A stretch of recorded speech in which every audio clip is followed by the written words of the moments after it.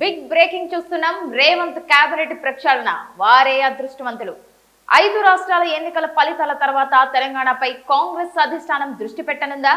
మంత్రివర్గ పునర్వ్యవస్థీకరణతో పాటు మంత్రుల శాఖల్లోనూ భారీగా మార్పులు చోటు చేసుకున్నాయా? కొత్త వారికి చోటు దక్కే అవకాశం ఉందా? ఈ ప్రశ్నలకు అవును అని అంటున్నాయి కాంగ్రెస్ వర్గాలు. ఆ వర్గాల సమాచారం ప్రకారం రాష్ట్ర కేబినెట్ లోను ప్రభుత్వ పార్టీ పదవుల్లోనూ మే నెలలో భారీ ప్రక్షాళన చోటు చేసుకునే అవకాశాలు కనిపిస్తున్నాయి. రాష్ట్రంలో రేవంత్ రెడ్డి ప్రభుత్వం ఏర్పడి 2.5 ఏళ్లు పూర్తయిన సంగతి తెలిసిందే. ఇప్పటికే వినూత్న పథకాలను అమలు చేస్తున్న ప్రభుత్వం మూసీ ఆధునీకరణ, మెట్రో విస్తరణ తదితర అభివృద్ధి ప్రాజెక్టులను పట్టాలపైకి ఎక్కించాలని భావిస్తోంది. వీటికి తోడు సంక్షేమ కార్యక్రమాలపైన దృష్టి పెట్టింది. ఇక రాబోయే ఎన్నికల నాటికి తమ ప్రభుత్వ ప్రోగ్రెస్ రిపోర్ట్ ను ప్రజల ముందు ఉంచాలని కాంగ్రెస్ పార్టీ భావిస్తోంది.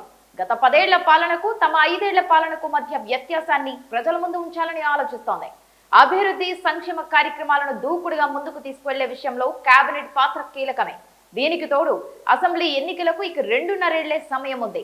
పోలింగ్ కు ఏడాది ముందే ఎన్నికల వాతావరణం వచ్చేసింది. అంటే గట్టిగా పనిచేయడానికి ఉన్నది కేవలం 1.5 ఏడాదిన్నర సమయమే. ఈ నేపథ్యంలో కేబినెట్ లో భారీ ప్రక్షాళనకు పూనుకోనున్న అధిష్టానం ఎన్నికల టీంను ఏర్పాటు చేయనున్నట్లు చెబుతున్నారు. ప్రక్షాళన తర్వాత ఏర్పాటు కానున్న మంత్రివర్గం ఎన్నికల వరకు కొనసాగనుందని తెలుస్తోంది. ప్రభుత్వం చేపట్టనున్న అభివృద్ధి సంక్షేమ కార్యక్రమాలను మరింత దూకుడుగా సమర్థంగా నిర్వహించేలా ఈ టీం ఉంటుందని పార్టీ వర్గాలు చెబుతున్నాయి.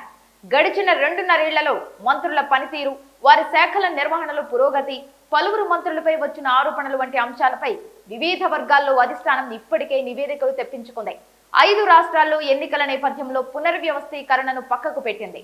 ఫలితాల తర్వాత CM Revanth, deputy CM Bhatti, party రాష్ట్ర వ్యవహారాల ఇన్ఛార్జ్ మీనాక్షి నటరాజన్, మంత్రి ఉత్తమ్ కుమార్ రెడ్డి, ఇతర ముఖ్య నాయకులతో అధిష్టానం భేటీ కానుంది.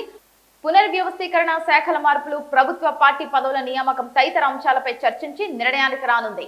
కేబినెట్ పునర్వ్యవస్థీకరణకు సంబంధించి ప్రస్తుత కేబినెట్ లో కీలక మంత్రుల శాఖలను మార్చి వారికి వేరే శాఖలను అప్పగించనున్నట్లు తెలుస్తోంది. పలు కీలక శాఖల మంత్రులు వాటి నిర్వహణలో విఫలమయ్యారు అన్న అభిప్రాయం అధిష్టానంలో ఉంది. అలాగే పలువురు మంత్రులపై అవినీతి ఆరోపణలు, మరికొందరి తీరు సరిగా లేకపోవడం తదితరాలు ఇప్పటికే తెప్పించుకున్న నివేదికల్లో ఉన్నాయి. ఈ నేపథ్యంలో మంత్రుల శాఖల్లో భారీ మార్పులు ఉండే అవకాశాలు ఉన్నట్లు తెలుస్తోంది. వీటిలో పలువురు కీలక మంత్రుల శాఖలు ఉన్నట్లు తెలుస్తోంది. పనితీరు బాగాలేని ఒకరిద్దరు మంత్రులను తప్పించేందుకు అవకాశం ఉన్నట్లు ప్రచారం జరుగుతోంది.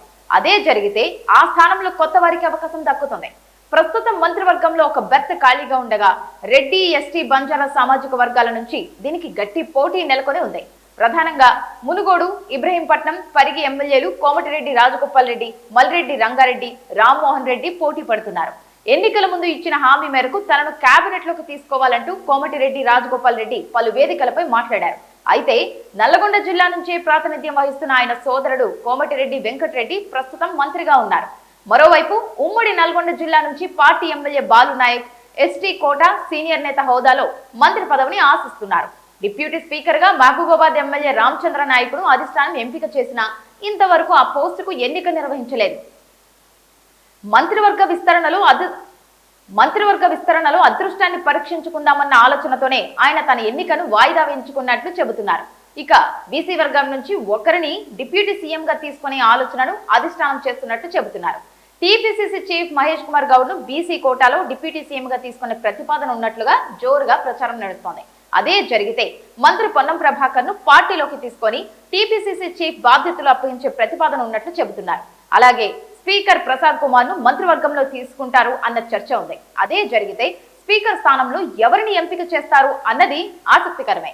వివిధ కార్పొరేషన్ల చైర్మన్ల నియామకంలోనూ భారీ ప్రక్షాళన చేపట్టనున్నట్లు తెలుస్తోంది. టీపీసీసీలోనూ ఇంతవరకు కొత్త కార్యనిర్వాహక అధ్యక్షుల నియామకం జరగలేదు. వీటన్నిటిని పరిగణలోకి తీసుకొని అధిష్టానం భారీగా ప్రక్షాళన చేపట్టనున్నట్లు తెలుస్తోంది.